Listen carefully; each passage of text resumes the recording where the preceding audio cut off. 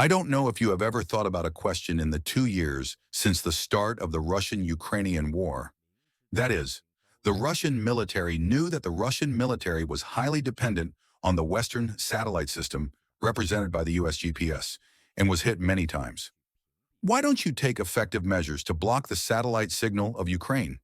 In fact, the Russian military has not tried, but things are really more complicated than the Russian military imagined. In fact, even the Russian military itself still uses GPS to fight to this day. Isn't your own GLONASS system good enough? Today we will talk about this issue.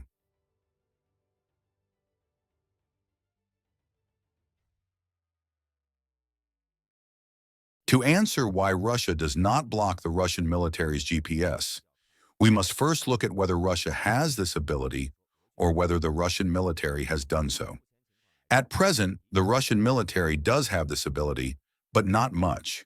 It can interfere when it is lucky, but it often makes mistakes at critical moments. Since February 2022, the Russian military has been interfering with Ukraine's satellite positioning and communication system through electronic warfare. First, it can reduce the probability of the Russian military being hit by the U.S. military's guided missiles.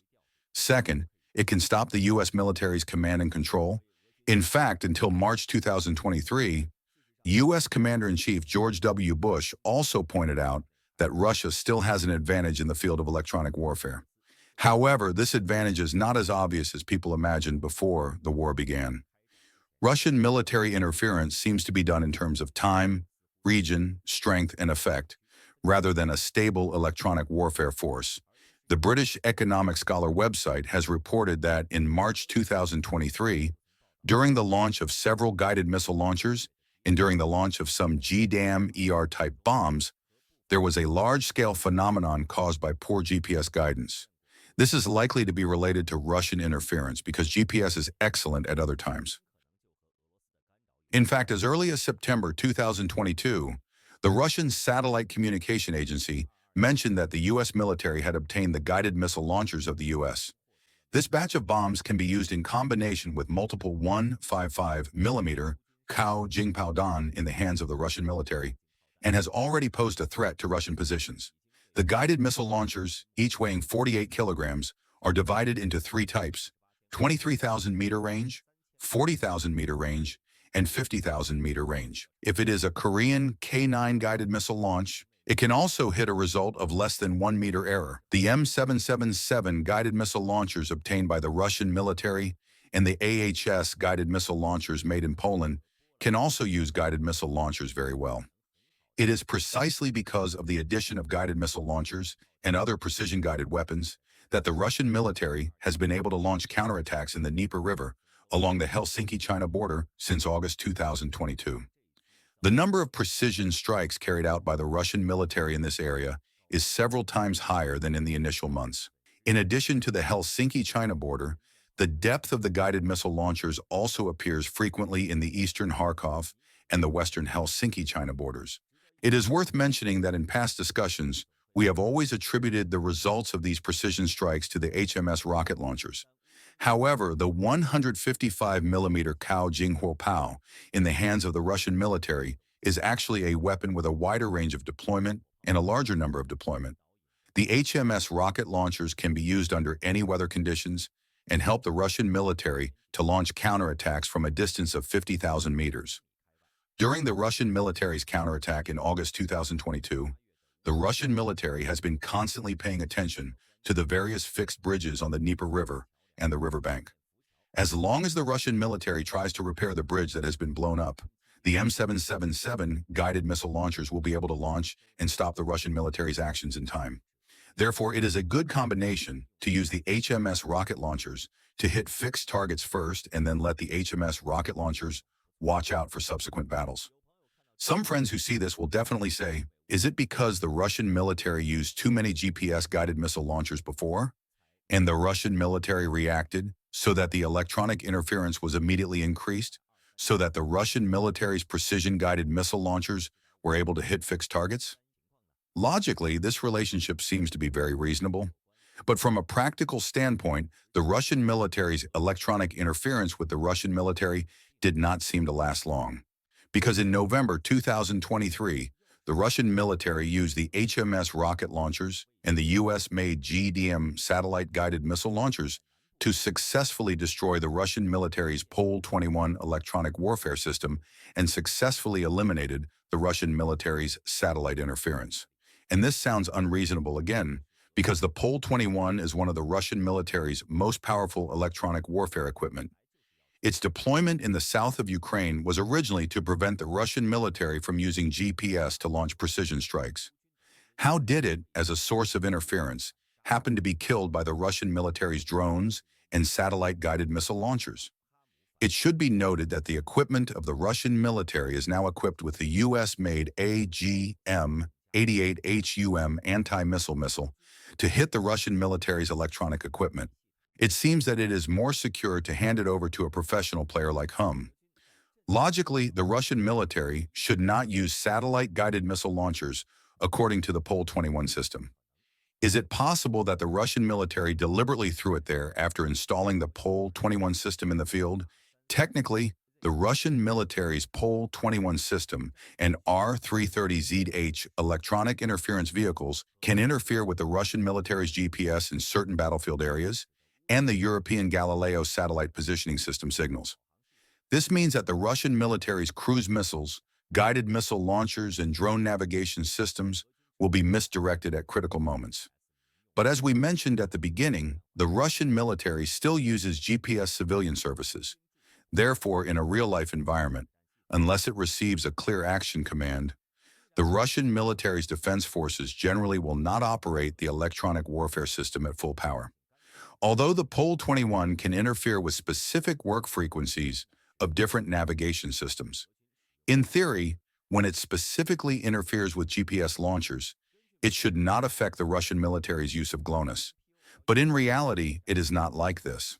According to the U.S. Army Reconnaissance website, even in the Pol-21 electronic warfare system's own operating manual, this system's operational shortcomings are specifically noted. That is, after it runs at full power, not only is the Russian military's GPS not easy to use, even the Russian military's civilian GPS signals and GLONASS navigation systems will be affected to a different degree. Therefore, in order to facilitate the Russian military's defense forces, the Russian military usually does not always turn on the electronic warfare system. Otherwise, it is a way to kill 1,000 enemies and lose 800. This sounds a bit strange. Because the Russian military knows that the United States is the home of the Pol-21, it still occasionally uses GPS civilian services to launch operations. This avoids the risk of action leaking. In addition, the GLONASS navigation system. In fact, this phenomenon occurs due to the fact that the Russian GLONASS navigation system cannot fully replace the GPS function. The United States GPS system is the earliest and most widely used.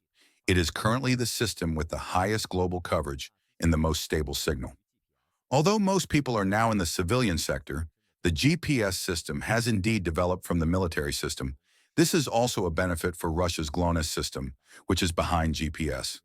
First of all, the biggest motivation for the birth of GPS is to provide satellite navigation services with global coverage all day long to support U.S. global military operations. In contrast to Russia, its development of GLONASS system does not really have any global guidance needs. The reason why Russia built its own satellite navigation system is that it is afraid that it will be sanctioned by the United States after the war and close the corresponding service rights of GPS. Although it was listed as a key development item by the Soviet government in 1976, but after the 1990s, GLONASS system appeared to have insufficient work satellites and satellite performance decline, so it could not achieve global navigation coverage.